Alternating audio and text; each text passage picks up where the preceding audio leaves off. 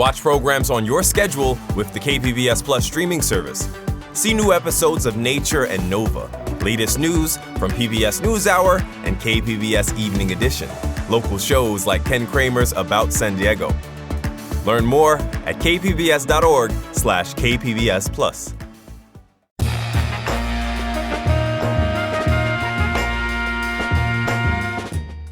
Welcome in San Diego, it's Jade Hindman. On today's show, how anti-DEI policies are impacting the military. This is KPBS Midday Edition, connecting our communities through conversation.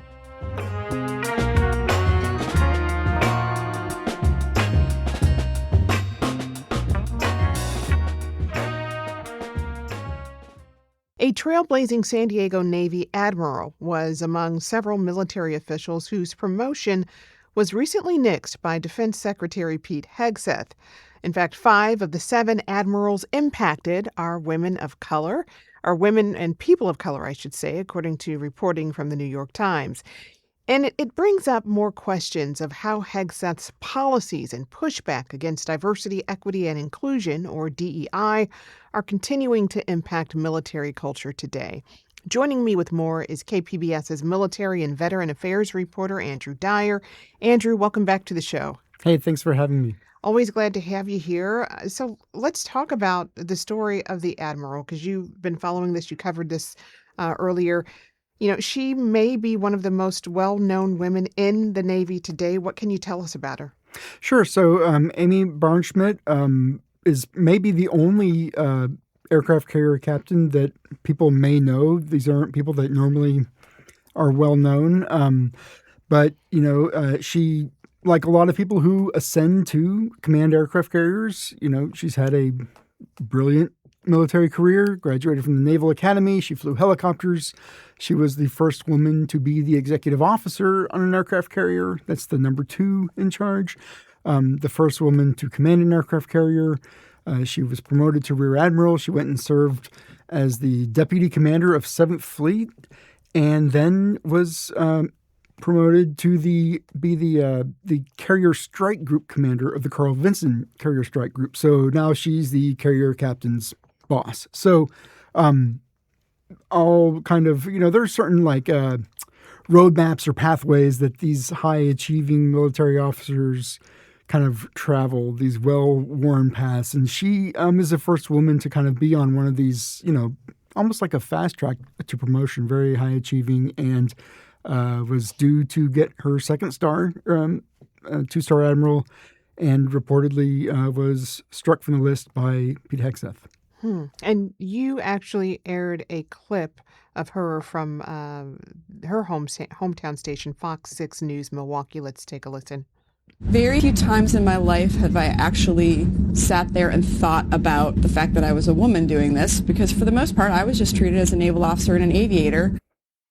Well, this is the latest in a number of promotions blocked by Hegseth. So what else do we know about the other admirals who were impacted? So we don't know. I don't have a list of every one of them. Most of them are either Black, people of color, or women. One notable person is Rear Admiral Stephen Barnett. He's a 2-star admiral.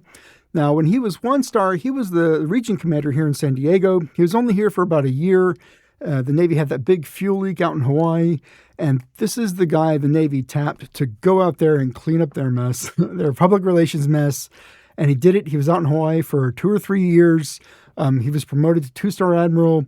By all accounts, and I've talked to a lot of people, you know, around, because he was in this area for a little while, just really well respected, the bright guy for that job, and folks were disappointed when he left San Diego because he is an effective leader, but he's a Black man and was nominated for a 3rd star to lead all of Naval Installations Command, that is commanding all of the bases around the world. And he was also struck from a promotion list. Now, you reached out to the Pentagon for a response. What did they have to say? According to the Pentagon, it's everyone else that's obsessed with gender and race, and people are seeing racism where none exists. We have a clip of Hegseth explaining his decision-making when he spoke to Quantico, Virginia, back in September. It's nearly impossible to change a culture with the same people who helped create or even benefited from that culture. An entire generation of generals and admirals were told that they must parrot the insane fallacy that, quote, our diversity is our strength. So, I mean, all of that, what does this tell you about Hegseth's approach to military culture and who gets to rise the ranks? Well, Hegseth has a long history going back to his time as a Fox News host. He's written books about complaining about reverse discrimination, that the military promotes minorities and women over white men, and that this is a big problem. It's weakened the military. The military has become woke once that word got into their kind of lexicon of buzzwords. And he's, a lot of policies that we've seen lately directly go at this, whether that's banning trans troops, this new shaving policy, this testosterone thing he announced last week. It all kind of goes back to this idea of what Pete Hegseth thinks a service member should look like, which is, I don't know, like a G.I. Joe figure. I guess. So, I mean, you mentioned this shaving policy. And what is that and why is that? So Hegseth, since he came on, he's complained about seeing troops with facial hair. So military regulations, you're supposed to shave every day. It's the military grooming standards.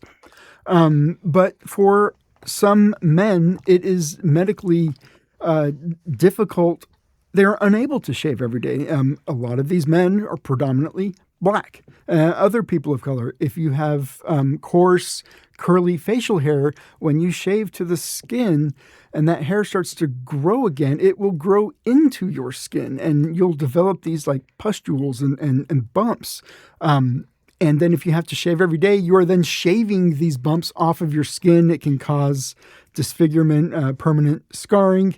And the condition is called pseudofolliculitis barbae. They call it PFB. And there's no cure for PFB. The only treatment is not to shave. And as a result, for decades, there have been shaving waivers for troops who have this condition where you maintain a shaving profile of like less than 1/4 of an inch long, and that is how you go through your military career. Well, Hegseth doesn't like seeing troops with facial hair, and now the services are saying that if you cannot bring yourself to shave daily after 1 year of having one of these waivers, that you should be considered for separation from the military. And this is an aesthetic preference that Hegseth has. Is that what this is? Yes. Now, the military has they always say that the reason for their shaving rules is to get a good seal on like firefighting equipment and gas masks. The evidence for this is pretty wishy-washy.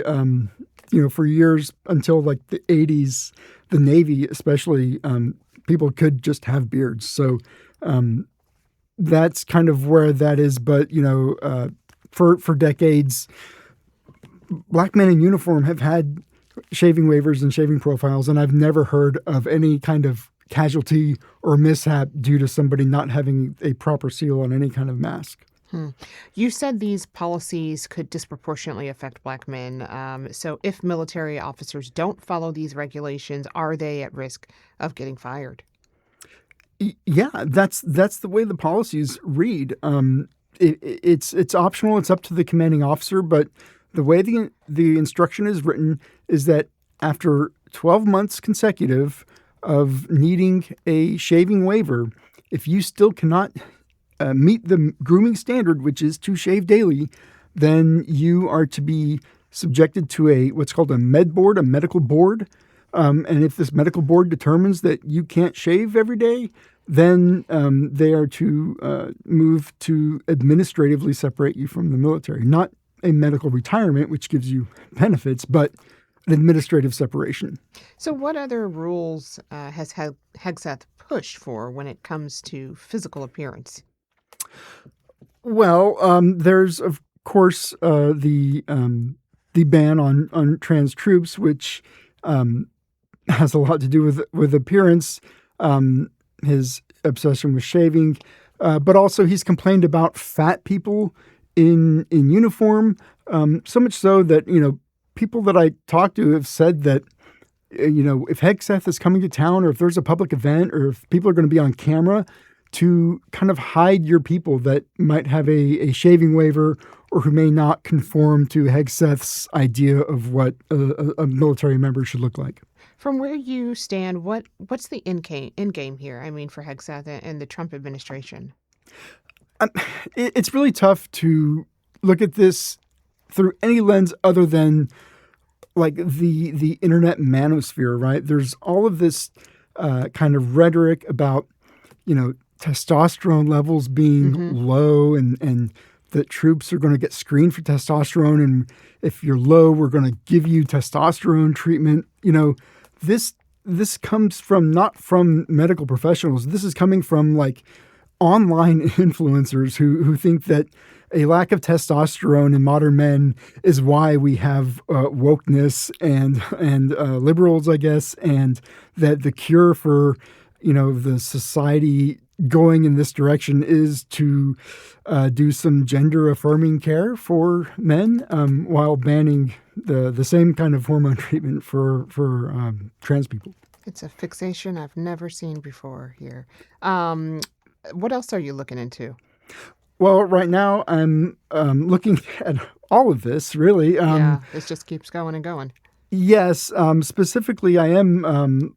the reason I'm glad we talked about the shaving and the beards is I just interviewed a dermatologist from UCSD who gave me a lot of good information, and I'm looking to talk to people who may be impacted by this. So if you're listening and this impacts you, I'd love to hear from you and talk to you for a story coming up. How can they do that?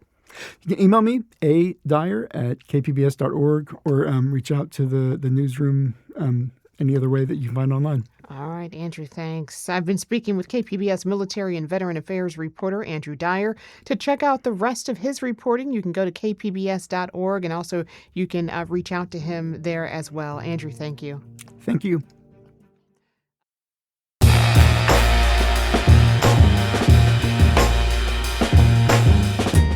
That's our show for today. I'm your host, Jade Hindman. Thanks for tuning in to Midday Edition. Be sure to have a great day on purpose, everyone.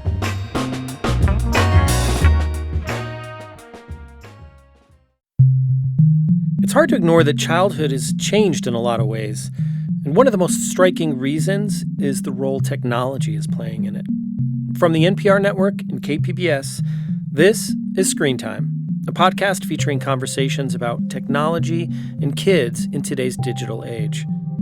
Listen to Screen Time wherever you get your podcasts.